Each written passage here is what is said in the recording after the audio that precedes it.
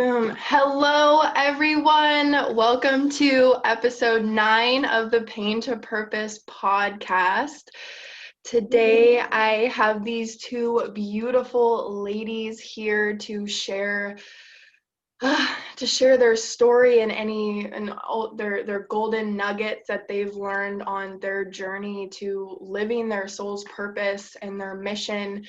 They have a wonderful podcast that I've been following, Sense of Soul, where so if you have not checked it out, please do on Spotify and Apple. The people that they have coming on there to share their wisdom and their stories is incredible. Each of these ladies, they both practice Reiki, and their service to the world, I'm sure you can just feel it, and their background's just perfect. All about, alignment and transformation and serving from a soul level, which is it's just missing in the world in business and corporate America, just being connected to your heart and working from your soul. What do you ladies think? Yeah, I agree. Thank you so much for having us on too, Vanessa. It's an honor to be with you and to share this energy. We appreciate the space. Oh, of course. Yes, I would love if you can share with us, Mandy, starting with you, just what has gotten you to this point, and a little bit about your journey and what you've learned about this game that we call life. That it is. Well, yes, and thank you, Vanessa, so much. You are truly an inspiration to me. I feel just as honored to be on here with you.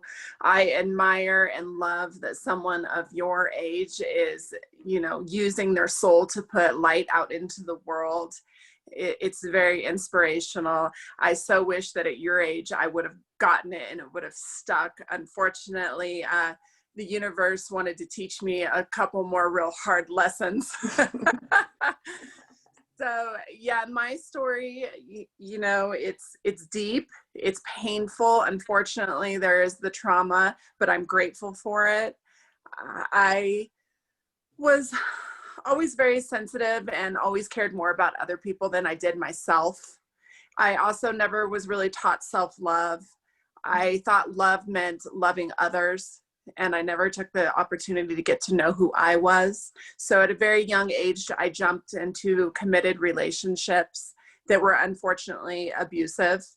Mm-hmm. And I thought that I could love people through their pain. And unfortunately, that led me down a dark hole of many, many years of being, in these relationships that were very codependent and very abusive. And along with that kind of pain, I also was so much into ego and caring about fitting in that I used alcohol to kind of jumpstart myself into this party life that continued on until I was actually into my 30s.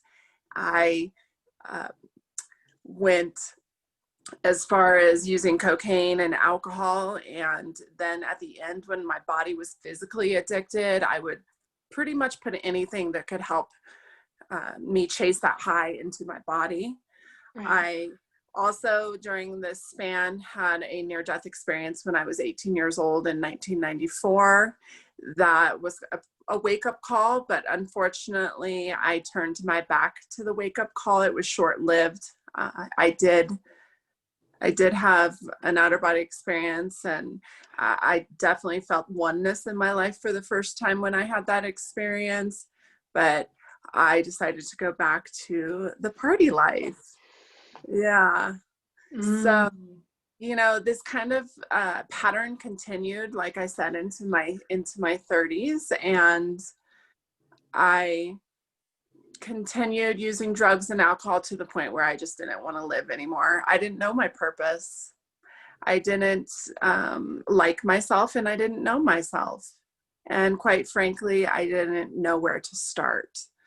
So for me, my journey really started when I went to rehab, and I always love to give a shout out to the place that I went to for 30 days. It was called Harmony House. It's here in Colorado in Estes Park. And that's when I had my first burning bush. And I was the type of person who needed a burning bush. I needed a massive burning bush to light that fire under my ass to know that I was worth living for. And that burning bush was someone simply telling me that my past did not define me, and that if I believed my God was a loving God, then I would forgive myself and learn to love myself. And that's really where my journey started. Yeah. And yeah, I get chills just thinking about it, because it was the darkest 30 days of my life, but also the most enlightening 30 days of my life. Going through the withdrawals of alcohol and drugs was extremely hard, but I found my tribe there. And that's where I, started really doing some soul searching. I didn't even know what soul versus ego meant. Yeah. Yeah. So that's, my kind of life in a nutshell. And then I was blessed in sobriety, in recovery, to have another near-death experience in 2013.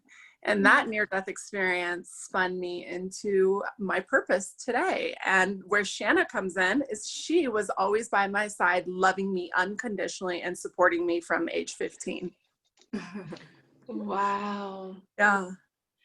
And what's that your both of your connections together, what's that like, having this like deep soul connection together, just knowing that you have it? Mm-hmm. For Yeah. me, No. yeah. Mm-hmm. Go ahead, Mandy. I was just going to say, for me, people always think of soul family or soulmates as the opposite gender. Shanna is definitely a soulmate. We finish each other's sentences. She was the one who taught me that what unconditional love means. It means loving with someone with no conditions. And she truly was an example of that, watching me go through my journey. Yeah. And I reciprocated that back.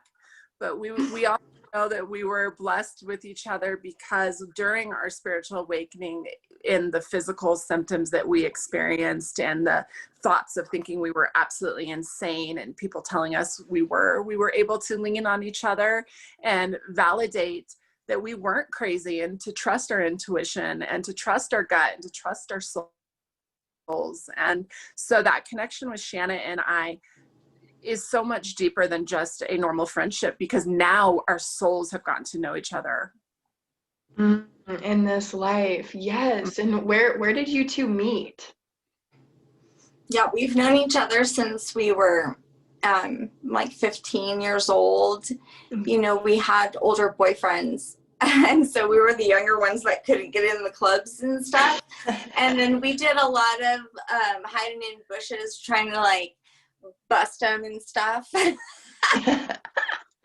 I love We were it. pretty good at it.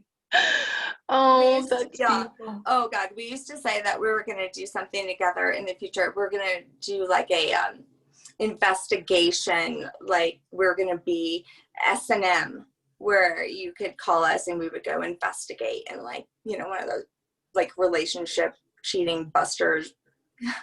Shannon, yeah. I can kind of tell you where we were all ego at that point. That's when we were really, and we were using our gifts for completely the wrong thing. Yeah, and what does that do? Like, you're using your gifts and going into the wrong direction. How does that manifest in your life? Does it cause like chaos? Does it internally just feel like this? Yeah, I would say that for me, I think that one, it can cause a lot of fear, a lot of doubt, and possibly even shame. But, as young as, I can remember, I was always very afraid of energy, not knowing what it was, not understanding it. And I can remember sleeping with the covers over my head and just not being able to breathe, but that's just how I had to sleep my whole life. I was such an empath, and not knowing what that was, I was really just soaking up everyone's negative energy all around me. Yeah. And, you know, after a while in doing that for years and years and years, it can be very dangerous. It turned into pain. Right. You know, all of the stress and all those things eventually turned physical. And the only thing I wanted at the time was to get rid of it. So whether you turn to drugs and alcohol, or you know, take lots of medications, which sometimes you need, you know, you just want the pain and the stress and everything to go away, which, you know, I think that a lot of people who do have gifts and they don't understand them, it kind of turns into pain and anxiety and things within their body that they don't really know what it is. Oh my goodness. I love that you just said that, because I had this big awakening with mental illness and how I just don't perceive it as mental illness, that it's gifts that have gone wrong and turned into the negative polarity, or you know, you are extremely sensitive to energy. It can cause these ups and downs, which our society can call bipolar, when you're really just super sensitive to other people's energies, and not knowing that, then like, oh, there's something wrong with me. Right. And it's Well, like, even like spiritual gifts coming in as clairvoyance or clairsentience, you get this knowing about stuff, and all of a sudden you're paranoid almost in many ways. Like, can I trust these people? Is this really happening? Do I trust myself? And so learning discernment and how to make yourself clear enough to be able to discern those messages that you're getting and understand where they're coming from. And even once you're awakening, I mean, you can let evil in there as well, you know, because you're so open. Of course, there's good and bad energies. And, you know, for myself, I have found that the more you are an empath, the larger your aura is going to be. And so that's going to stand out, and people around you, especially those energy vampires, are going to be like, ooh, I like that energy. I'm going to go and get some of that. And I was one of those people that were like, sure, just take it. Please, I want you to be healthy and happy. So please, just everyone take all the good I have. And then I was left with nothing. And not only was I left with nothing, I was drugged up, so I didn't feel anything. And so I was spiraling out of control. So it wasn't until I truly was learning how to identify these energy centers within my physical body, and that helped really a lot to learn about what was happening in my life, actually, which you do Reiki as well. So you understand that, like, our bodies are kind of a map of our lives. Oh yeah, storing all of our stories, our repressed emotions. Yes. And yeah. So is that something that you struggled with growing up and on your journey, just being super sensitive to energy, Shanna? Yeah, totally. And I didn't know what it was, you know. In my house now, we call it just extra energy. But I mean, what I was diagnosed with was anxiety. So not knowing what it was, I thought I was like dying or something most of the time. I'm having a heart attack. To it having a diagnosis, them calling it something, them, you know, prescribing it and numbing it, to me actually wanting to get off of all that so I could truly feel it, to be able to identify where's it coming from in the first place and why have I had it my whole life. And then understanding that all along it was just energy.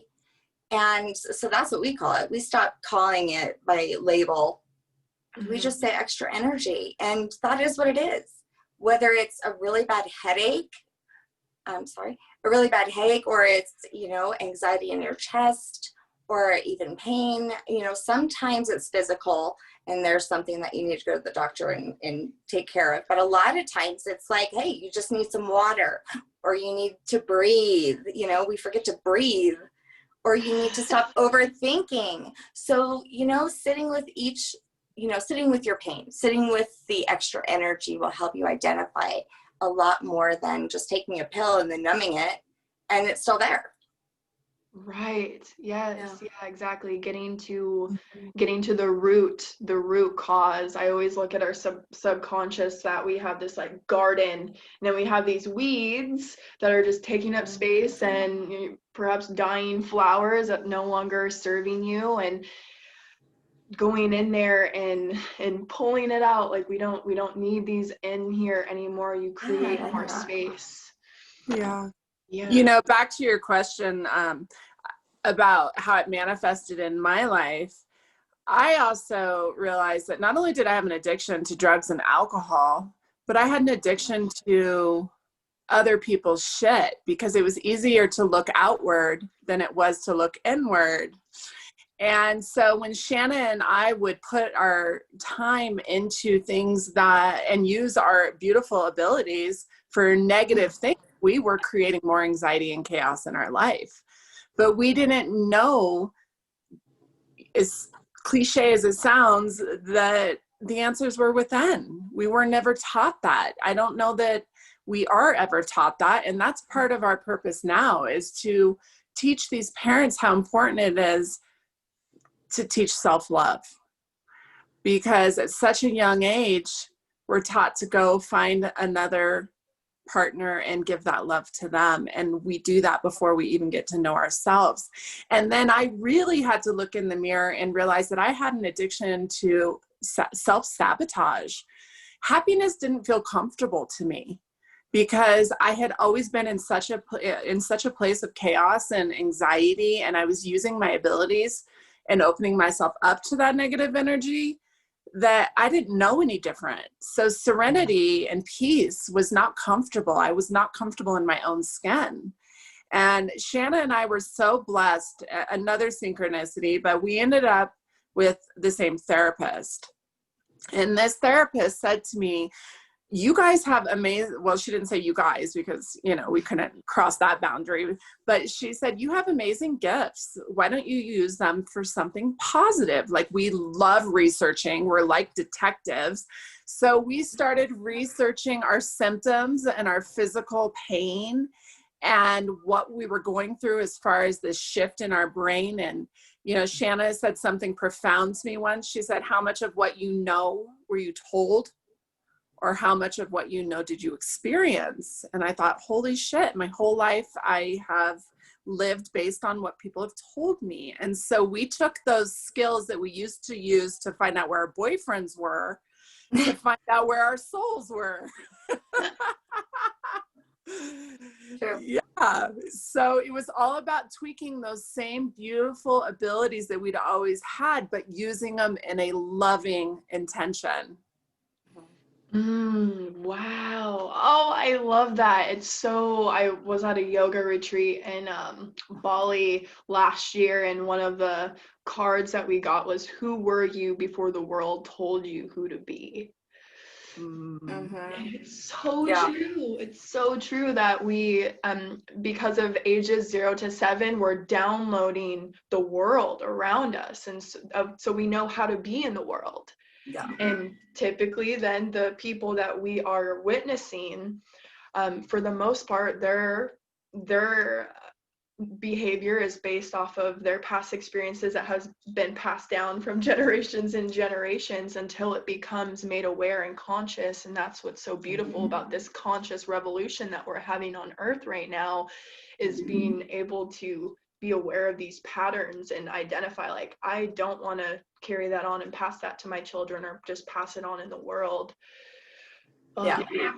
So yeah, that's what I think that was probably the greatest healing in my journey, was connecting with that. Because, you know, first you have maybe an awakening, and you're connecting spiritually.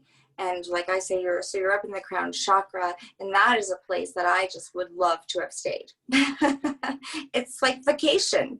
And that, once I figured that out, that I could do it, I was like, can I say that? Oh, I'm sorry. Oh, of course. Yeah. Go for it.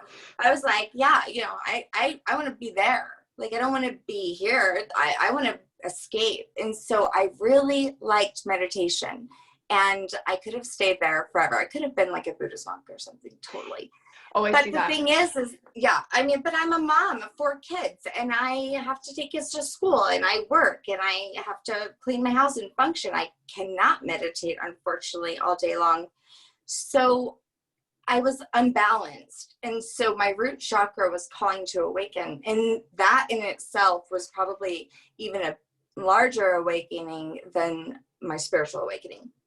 And this was truly understanding that I have this DNA that was created by many lineages of lots of trauma. And if anybody thinks that they don't have it, I mean, feel free, go look in your tree. Believe us, nobody has gotten to 2020 with a family who hasn't gone through so much shit for you to be here for and have what you have today, even as bad as it looks outside right now.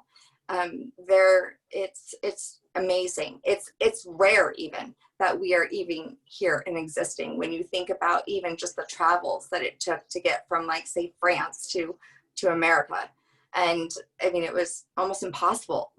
More than half of the people would die on that trip here. So just helps you appreciate truly where you are today, where you came from, and you know that even the good, the bad, and the ugly, because some of it's really ugly, you're not going to have all wonderful shamans in your tree, in your family ancestry. But you are a product of all of it. And so you can decide to take that ugly, or to take those many generations of hate, if you have them, and change that, and then not pass that down to your future lineages. So in that healing, you know, both, or actually more than both, you're going to heal past, present, and future. And it's huge. It's freaking huge. And for myself, I had never felt grounded in my life until I actually did this work. Oh, wow. And being grounded for you, since you were, I definitely have spent so much time in the upper like I'm in fairy world, and it feels good. So I myself have been working on, like, what it means to have one foot in this world and one foot in the next world. And so how do you find that, both of you find that balance in having one foot in this world, but then still being able to be, you know, in your fairy world, but then being grounded? I'll let Mande take that. I think that she's better at that than me. So, you know, I was definitely chasing that world too, because not only did I feel it, but I experienced it when I crossed over during my near-death experience. So I went into the spirit world when I died. So when I came back, I wanted that. I wanted to feel like that all the time. And you can reach that through meditation. So I too really wanted to live in that world, because I'd been there and it was serene and beautiful and easy and love, all love. It was just love. I mean, there's no word in the dictionary that could describe it.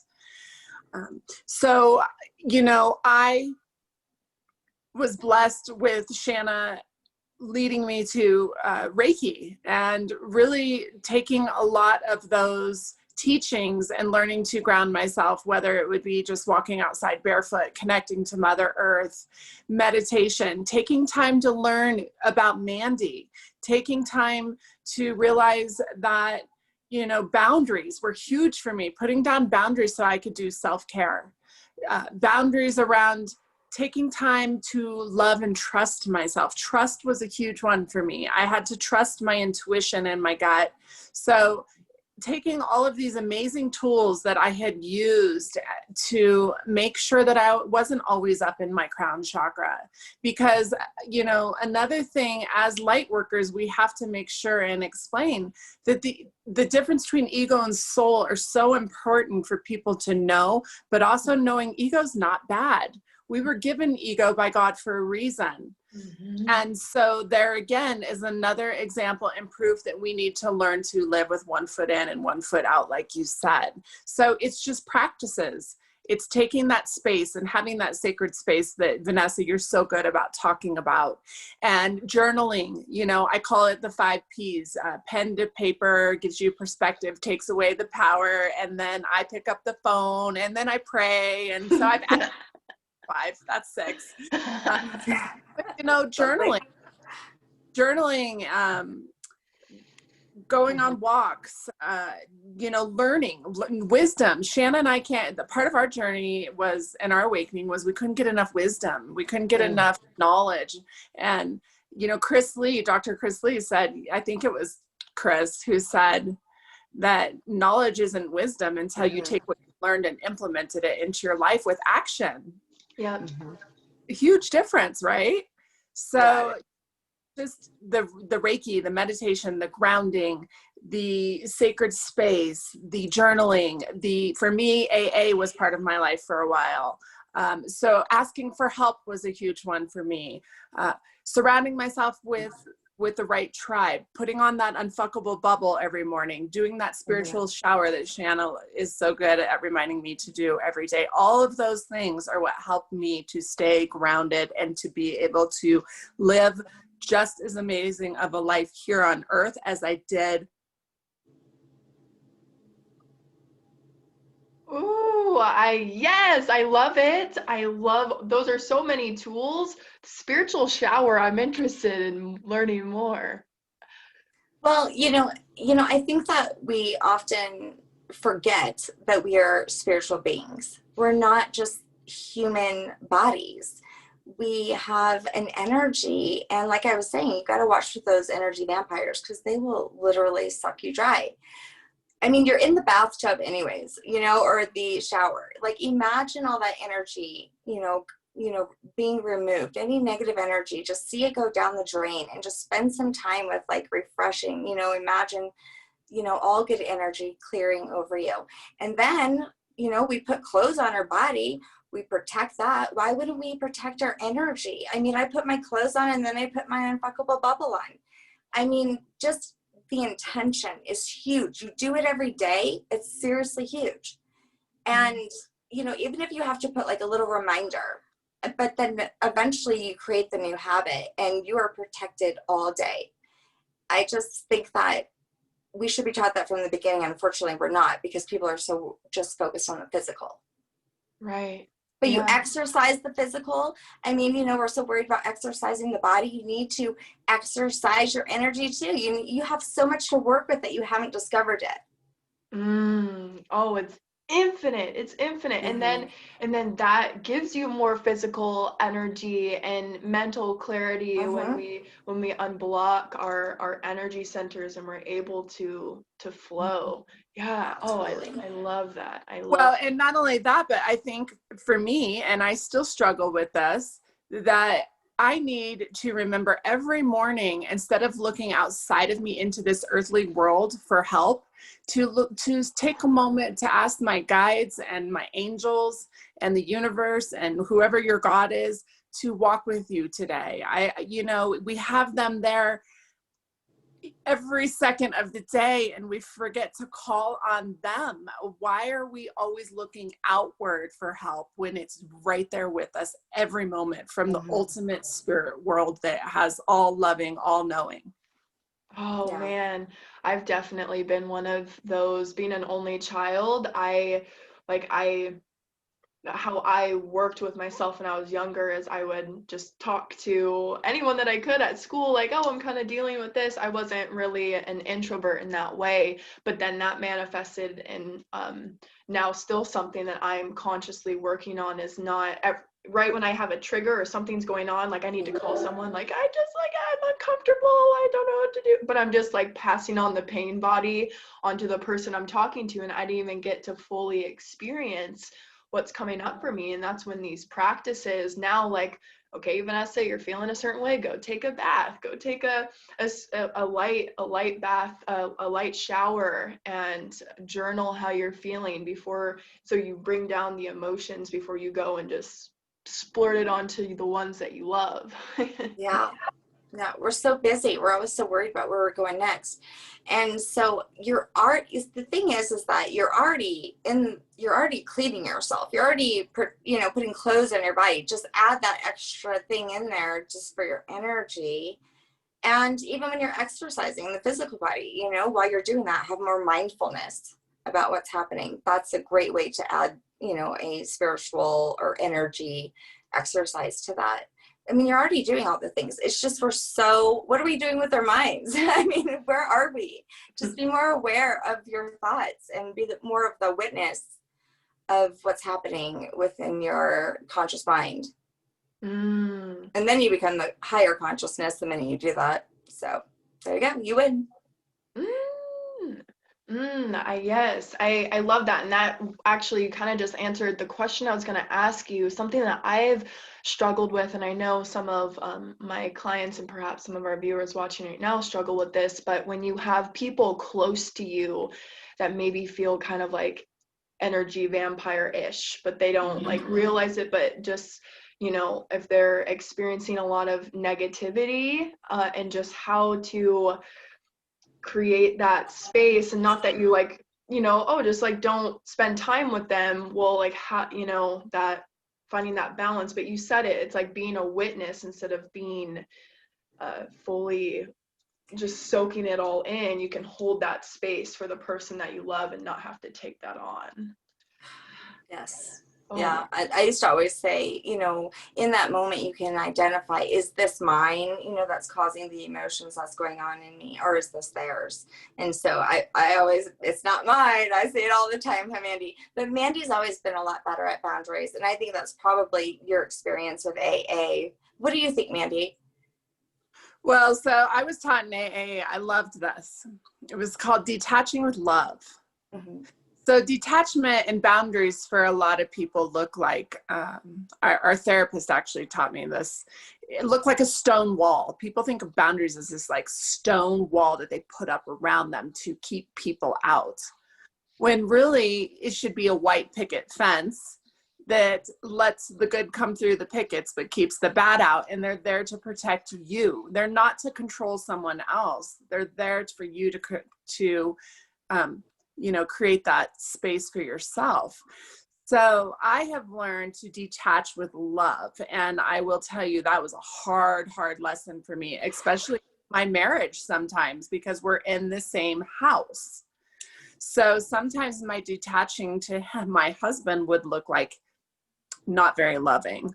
So it was like creating a space to where I could detach and authentically let him know I needed to just take some time to process some emotions, and learning how to shift into not reacting off of emotion and just, you know, detaching.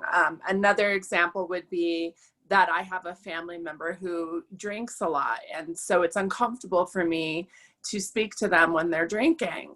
And you don't have to tell people your boundaries. What I did was I just knew that this person, would only speak to them and answer their phone call before noon, because I knew they would be sober then.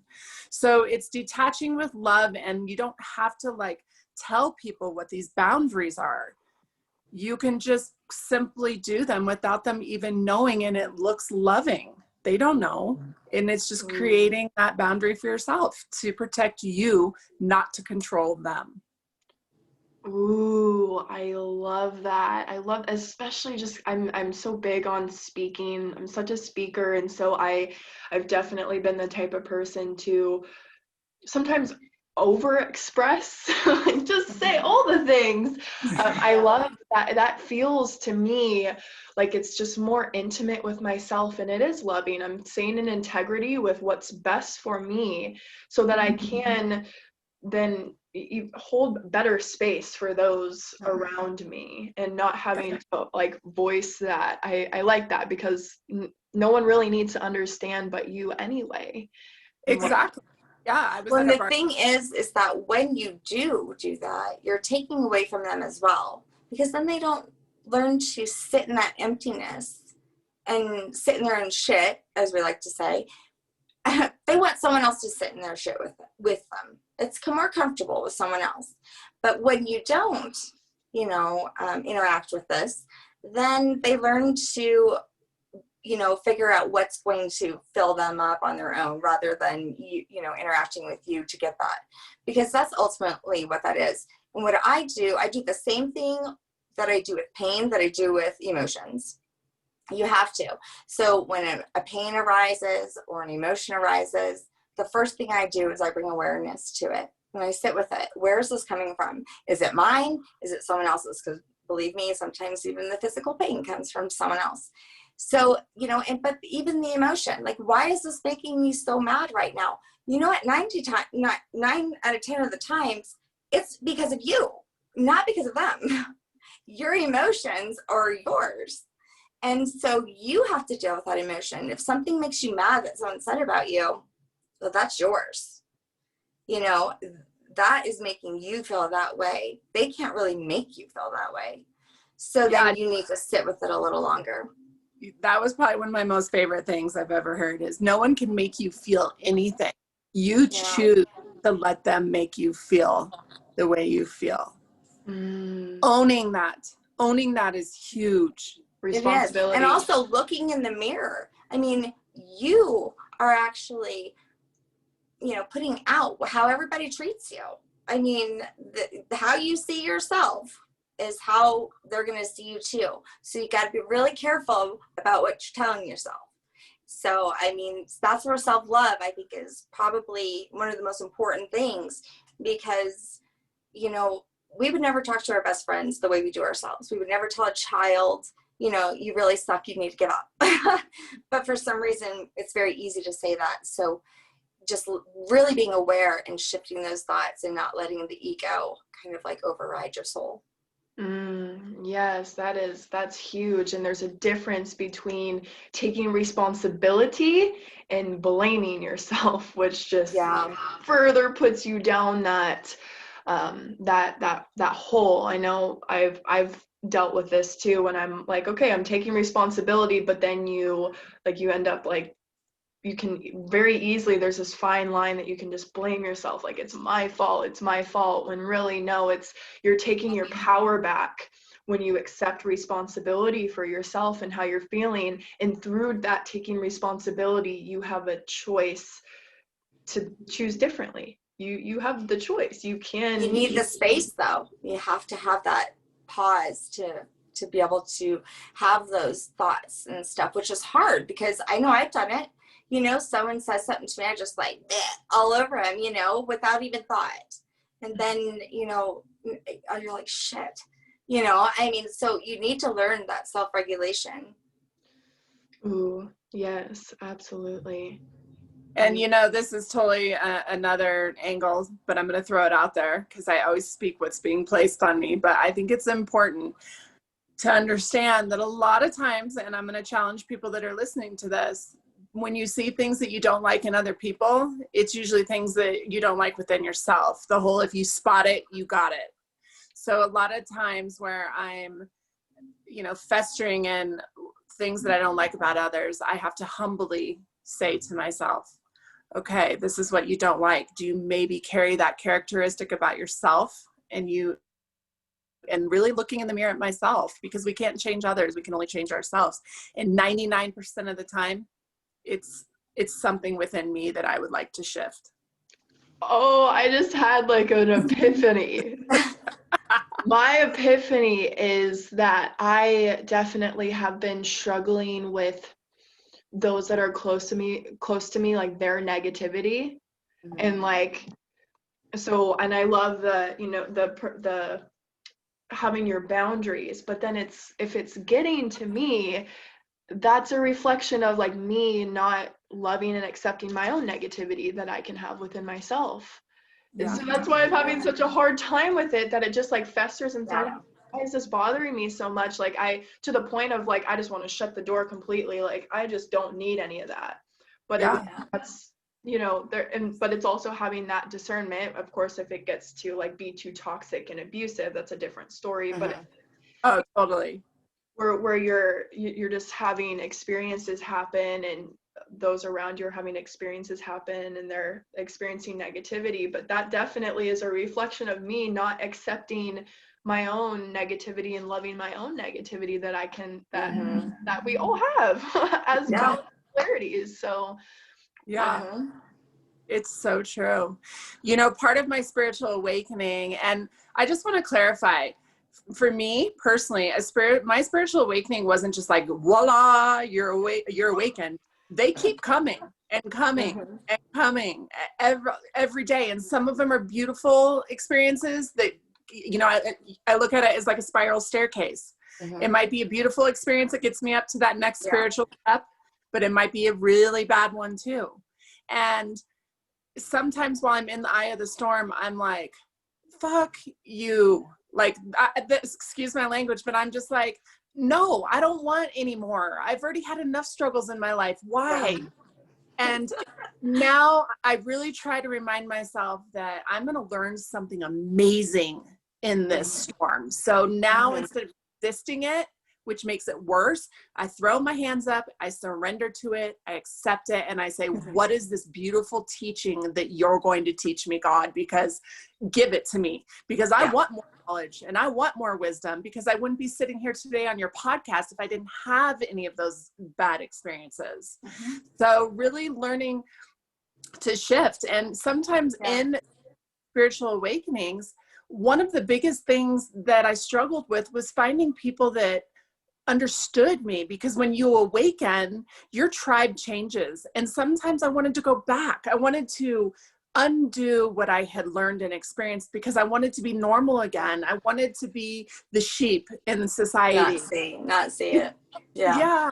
It was easier. It was easier that way. But then, you know, I had to look in the mirror, because I was like, these people around me are still loving and caring. So it was about being able to create a space of empathy for them and still being able to surround myself with them, but with boundaries.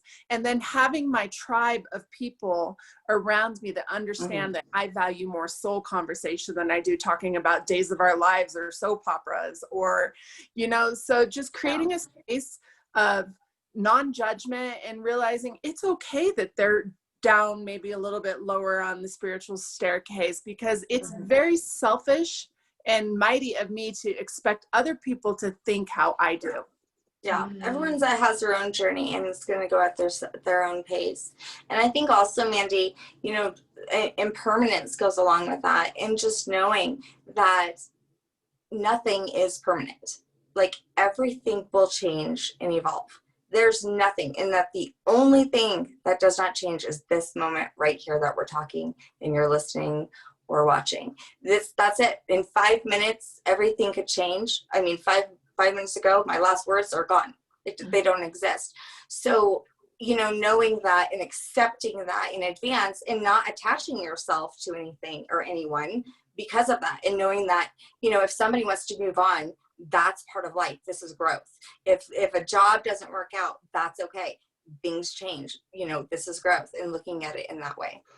Building a peaceful relationship with change, because of course that change is where we enter the unknown, and then there's uncertainty, and we don't have a plan from A to Z, and not sure how things are, our mind doesn't know how things are going to work out. But that's when we tap into that, take those moments in that, and have that space to tap into your heart. Your heart does know, and there is a peace within your heart that despite what's going on all around you, you can maintain this peace. And I love the Buddhist teaching of non-attachment. It's me too.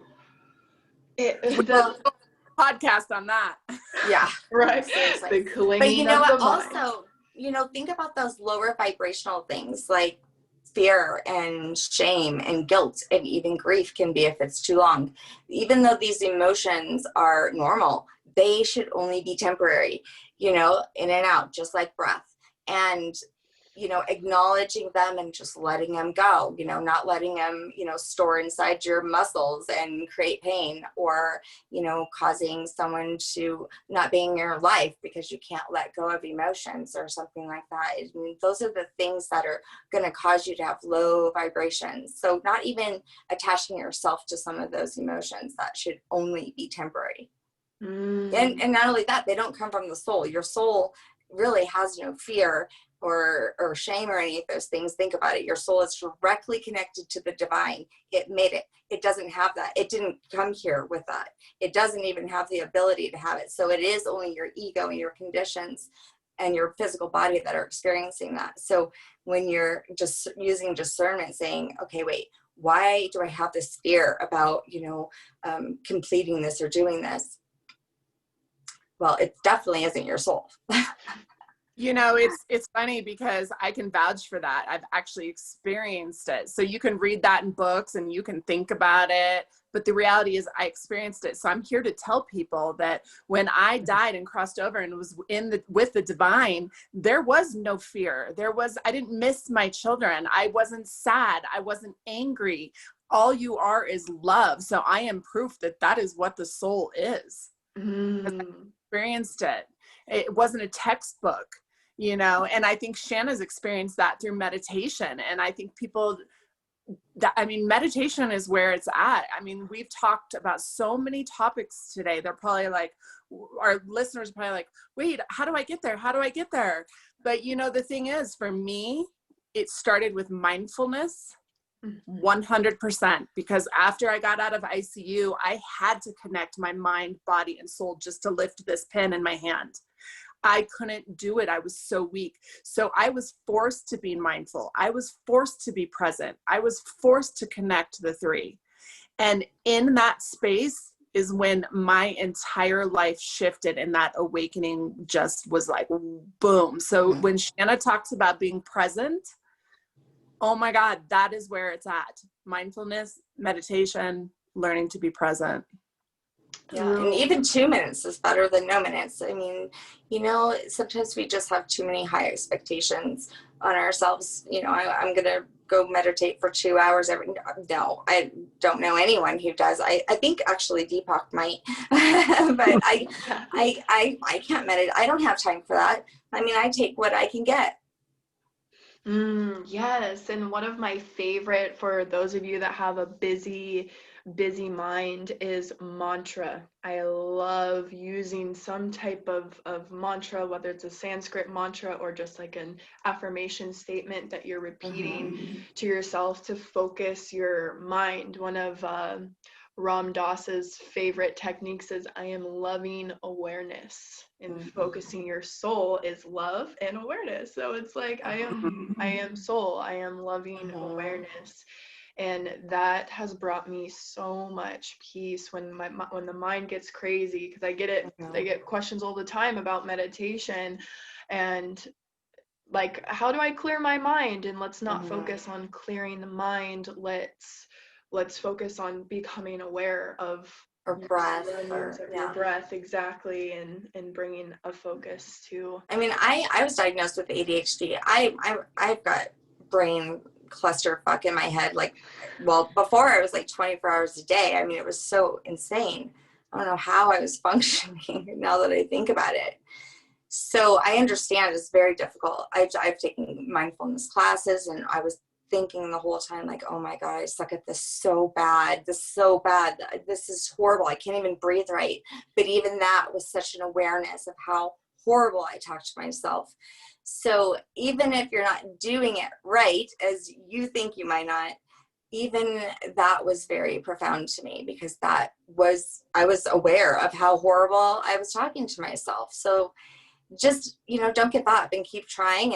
And even at, like I said, 2 minutes is better than no minutes. And just maybe, you know, find some time every day just to sit with yourself. Start with that.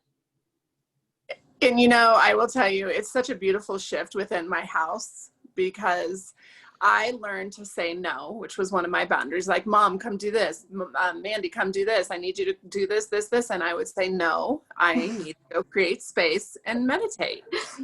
And I authentically explain to them why. And then I go and do it. And I've now found that my children join me, my kids' kids join me, my husband will join me once in a while. And so it's just so beautiful how when you shift, other people around you shift without you telling them, oh, you need to meditate. When I was first going through this, I had to teach my dog to meditate because he was a puppy. And I was like, oh shit, what did I do? Because, you know, I was just trying to go on my business and meditate, and the dog kept on coming up. I'm like, okay. So, I mean, you know, make it work. And it, you know, my little one uses it now. And I say this probably every episode, but for people out there that struggle with meditation or think that it's just unchristian-like because we've been told that, you look at it this way. prayer is talking to God and meditation is listening to God. And it's funny, we always want to talk our faces off and say, you know, universe, God, I need this, I want this, I want that. But we never create that space just to listen and pay attention to the voice and the signs and synchronicities and the messages, because we're so ego that we're always shouting out what we want and need.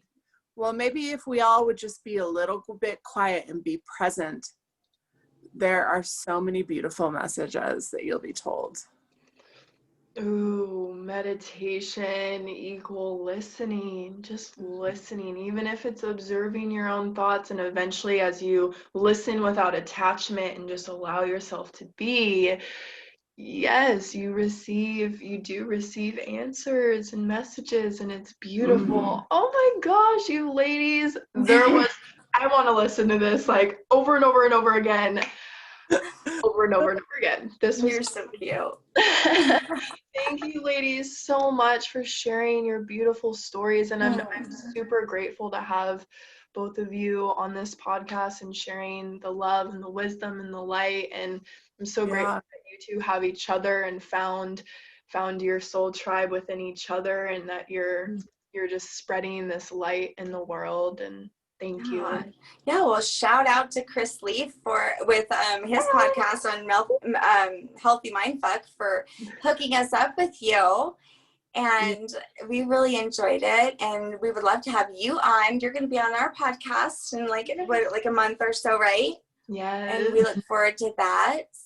And we wish you all the best, Vanessa. You're so sweet and you're doing good. Oh, thank you. Thank you much for having us on. I just wanted to leave the listeners with love yourself, get to know your soul. The second you learn to love everything about yourself, the good, the bad, and ugly, everything just naturally shifts and starts happening. So it starts with that self-love. It really, really does. Yes, love is not just an emotion that we can feel, but it's a state of being. It's a way of life. It's an awakening of its own. Oh, it is. There's a cracking open. Thank you, ladies, so much. Thank you, everyone. Definitely go give these ladies a listen on their podcast, Sense of Soul. And thank you all for listening and watching. All right. Beautiful. Thank you so much.